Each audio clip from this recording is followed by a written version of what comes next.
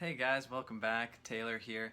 And this week I uncovered a whole deck of therapy flashcards. A whole deck of them. This is just a little handful of them, but basically it's a deck of cards that has some kind of heavy, serious therapy term, like vocab word on the front, and then it's like dictionary definition on the back. And I want to go through a lot of them with you because not only do they relate to my work and they relate to the kinds of transformations that people are looking for, but they also relate a lot to just mental health in general.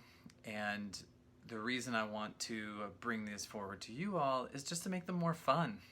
Okay? So just a lot of people are still so stuck in the stigma that mental health conversations or these heavy terms that are related to therapy or treatment or recovery means that it has to be this heavy, serious, kind of hush-hush conversation, and you can only have these kinds of conversations with certain people. So I want to debunk that. I want your help to debunk that. I want to go through some of these. I've kind of handpicked certain ones to go through. I might be able to share some funny stories that relate to these from my past experience working with thousands of people at this point. But I want to make it fun for you. I want to make it more accessible for people like you to share it and talk about mental health in ways that are more comfortable and just in a lighter, more playful way. So what I'm going to start with is a very, very common topic. And this is actually part one of a 3-part mini-series I'm going to do. And what it is I'm going to be distinguishing between stress, which is on this card, anxiety, and basic nervousness. Now, you hear about stress, anxiety, or people feeling anxious or nervousness a ton throughout life. Like, everybody will use those terms very interchangeably, and oftentimes people won't really see that there's any kind of difference between those terms, and so that's what I'd like to do now. All right, so part one, stress. Bear with me, it's a long definition. Stress is defined as the psychological and physical strain or tension generated by physical, emotional, social, economic, or occupational circumstances, events, or experiences that are difficult to manage or endure. Okay, that was a mouthful. But what I want to draw your attention to specifically is in the very beginning where it said psychological or physical strain. Okay? Think about this for a second. When you feel stressed, or when you tell someone, I feel so stressed, I'm so stressed right now, what do you actually feel? What's the real feeling state of stress for you? Notice how this definition on this card doesn't say anything about a feeling state of stress. And this is where a lot of people get kind of hung up. Stress, even though there's such thing as the stress response, and we feel that in our stomach, and we might get sweaty, and our heart rate quickens and everything, stress itself is not just a feeling state. It's actually a combination of things. And so I'm going to explain that right now. What I mean by stress being a combination of things is that the definition of stress is strain or tension, like this. And I want you to think about it as pressure. Okay, so just humor me. Think about it just as pressure. So if you think in different scientific terms, the weather, a lightning storm, a tornado, that creates stress on a certain climate or environment, right? That's creating some kind of threatening pressure on a certain type of environment.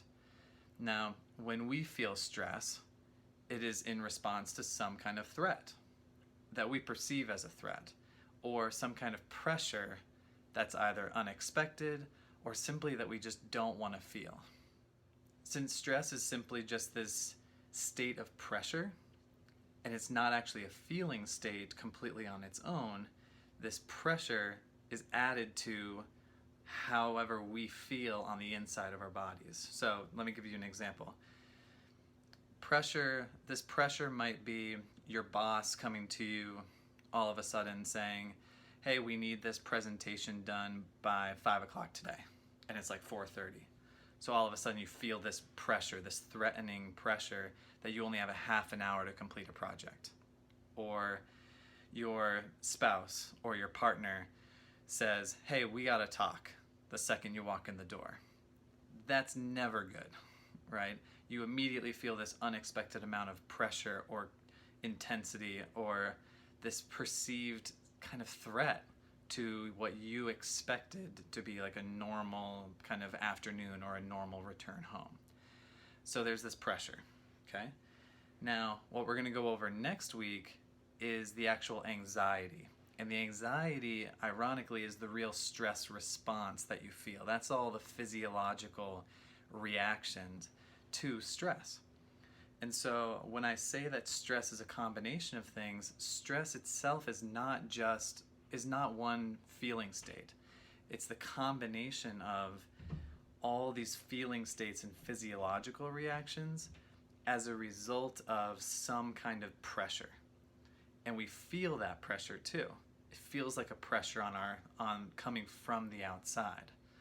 So it's a combination of those two things, but I want you to think about it primarily triggered and defined as a sense of pressure or strain or tension. Now, that's stress. That's what was on the card, and we're just building off of that. And I want you to think about it a little differently now going forward. I'm curious, do you use the word stress when really you mean that you're scared? Or when really you mean that you're feeling some anxiety bubble up inside you, like in your stomach or in your chest? Do you use the word stress just as this kind of like blanket dramatic statement? Particularly in America, we do this a lot. We often dramatize how we're feeling, like, oh my God, I feel so stressed, when really we're just a little nervous about how we're going to handle a certain thing or a certain task. So think about it for yourself. Do you use stress, the word stress, appropriately in daily life? And in the next week, I really want you to think, what is anxiety to you then? If stress is just pressure that pushes down and creates this feeling state of anxiety, what is anxiety? What causes your anxiety? So that's a little teaser for next week when we delineate a lot more about how anxiety is defined and how it differs from stress even more. So I hope you enjoy this today. Please subscribe to my channel and feel free to leave a comment about what stress means to you. And I look forward to talking to you next week.